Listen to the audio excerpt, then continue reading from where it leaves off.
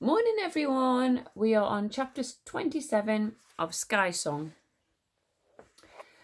When the Erkin Bears pulled back from their circle and gathered together a little way from the group, Eska opened her rucksack and shared round the greyling and boiled eggs Jay had packed for them.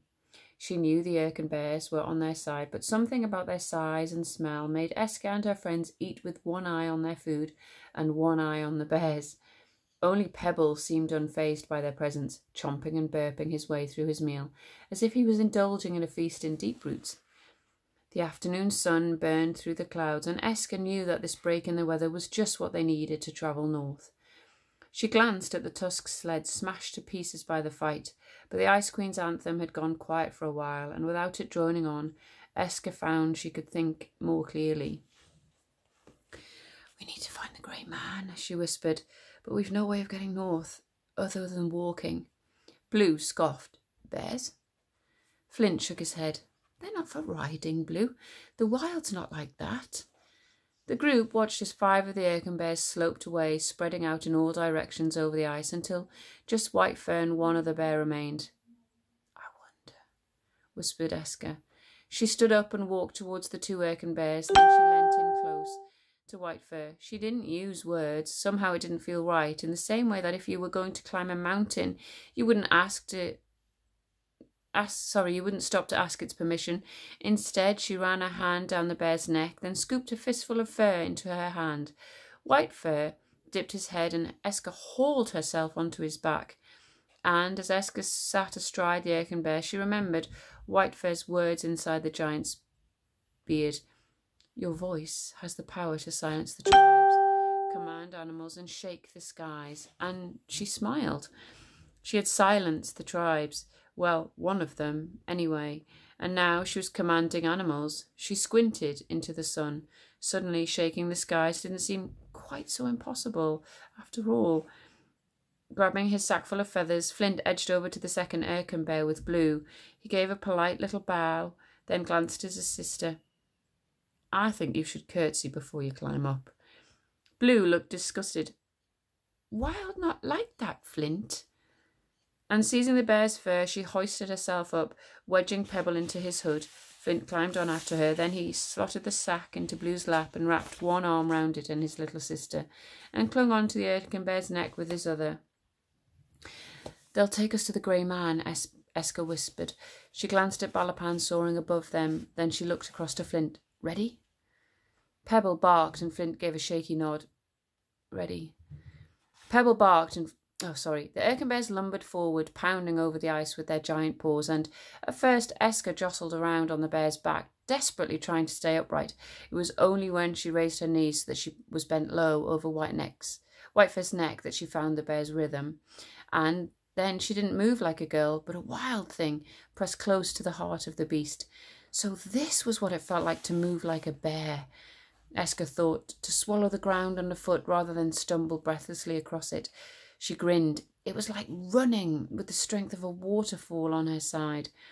On and on the bears raced over ridges of snow, across iced rivers, and through copses of winter bare trees, while Balapan flew above them. They never tired, never slowed, never stopped, not once. Eventually the coast came into view. "The groaning's splinters," Flint murmured as they neared the snow-blasted cliff tops. "We're close to Tusk territory." From the Erkin Bears' backs, Eska, Flint and Blue looked at the giant icebergs floating like half-toppled houses on the turquoise sea. Eska shivered. Further east, along the coast, and thankfully out of the sight from where they stood now, were the Tusk tribe igloos and the cursed iceberg that was Winterfang Palace. Eska slipped from Whitefur's back onto the snow. The cliffs in front of her dropped vertically to the sea. Their only hope down at them was if they found the Grey Man. But as Eska looked around, she could see no sign of a tall old man who had braved many winters. She walked round to face Whitefur and held his heavy jaw in her hands. "Where is Grey Man? Do you know?" She half hoped that Whitefur would just show his human form and trade words instead of grunts, but the wild never bent the way you wanted it to. Whitefur rubbed his head into Eska's shoulder, and she knew that this was goodbye, for now. That he had taken her to the right place, and it was up to her. Flint and Blue to do the rest. Thank you, she whispered against the din of the kittiwakes, guillemots, chattering from the cliffs. I wish my words were louder so that I could really tell you how grateful I am. White Fur stood on the cliff top with Esker. He dipped his head, and, together with the second bear, he hastened back across the ice, into the heart of Erkenwald once again. Balapan swooped down and landed on Esker's shoulder. It won't be long before the ice queen steals your voice completely, Flint said to Esker, and just 2 days until the midnight sun rises. So where on earth is the grey man? Over here, came a tart reply. Esker jumped. The voice belonged to a man with a high, almost weedy voice, which might have gone unnoticed had Flint been talking more loudly. Well, don't just stand there gawping. I've got a headache, a broken leg, a sore back and a sprained knee. I obviously very much need help. Blue clutched Flint's hand. Who this? Who there? The voice came again, even higher and crosser than before. No one comes my way for almost a year, and then you three show up like a trio of gaping buffoons. There was a sigh. I'm right under your noses, you know. Esker glanced at the little mound of snow in front of her. You don't think... Balapan leapt down from her shoulder, and Esker brushed a handful of snow aside to reveal a heap of small rocks. The reedy voice sounded again. It was louder this time, and it came straight from the rocks themselves. Why are humans so confoundedly stupid? Flint stared at the rocks. How can they be speaking? Like this! The voice snapped. Blue bent down and lifted up a long, thin rock. Do you mind? The voice muttered. That's my arm! Esker's wise. I didn't. Jay's words about the grey man.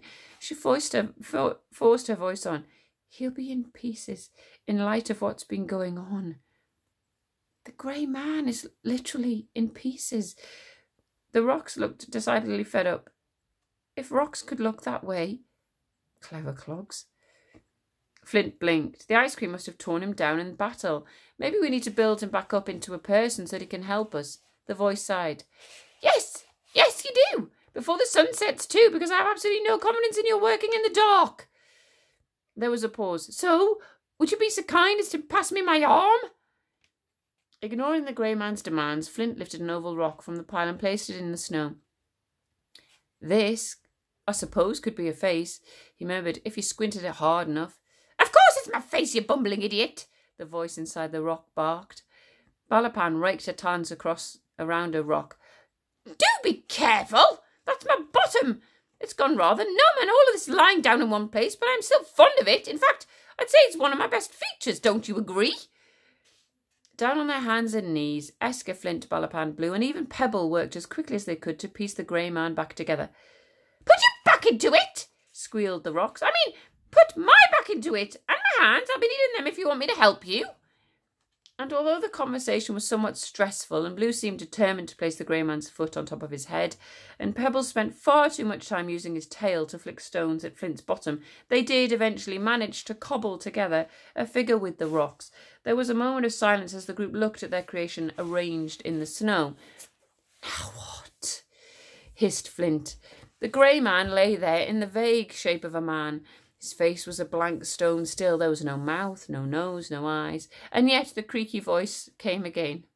Now this, it chuckled. Finally this. As he spoke, the snow around him whipped up into a flurry. Then the stones began to move. They ground together like rusty joints. Then the grey man stood up, and on the stone that was his head, a face showed. An old wrinkled face carved into the rock itself and spotted with lichen. 2 grey eyes blinked.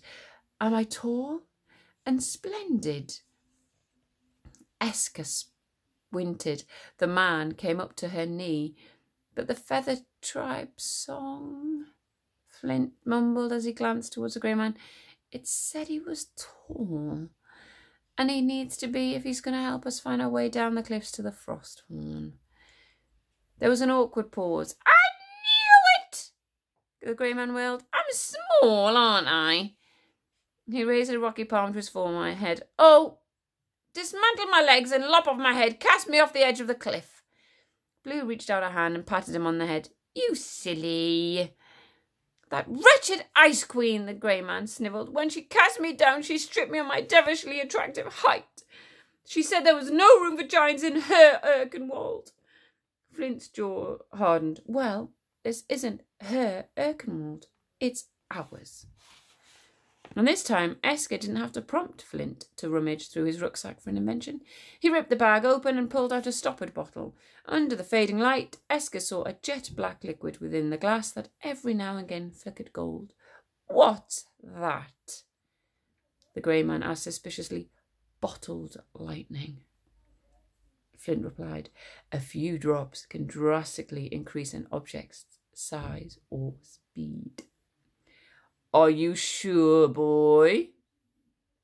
The grey man waggled his finger at Flint. Because I might have an allergy to it and I really don't want... Blue, it appeared, didn't have much patience with the grey man's allergies, and before he could get any more words out, she grabbed the bottle from Flint and began tipping the liquid over. Flint snatched the bottle back before she could drain the whole thing. I need the rest of it for something else, Blue. Something important. For a few seconds, nothing happened, and then the grey man gasped. He was growing before their very eyes. The rocks that formed his body swelled to become boulders. The stones that were his fingers stretched out into plinths, and the rock that was his head grew until it was as big as a door. The grey man cricked his neck, and his voice became forth in a deep boom. I had forgotten how splendid it feels to be a giant. Blue patted Flint on the back. You best inventor. Flint beamed. We've come for the frost horn, Esker whispered to the grey man. Well, of course you have. I didn't think you'd drop by with the Ergenbears for a cup of tea. So how do we get down to the shore without dying? Flint asked. The grey man waved a hand casually. Oh, it's just a hop, skip and a jump. Would you like to ride on my shoulder or my head? Both will be equally uncomfortable. And that is the end of that chapter. I will see you tomorrow. Goodbye.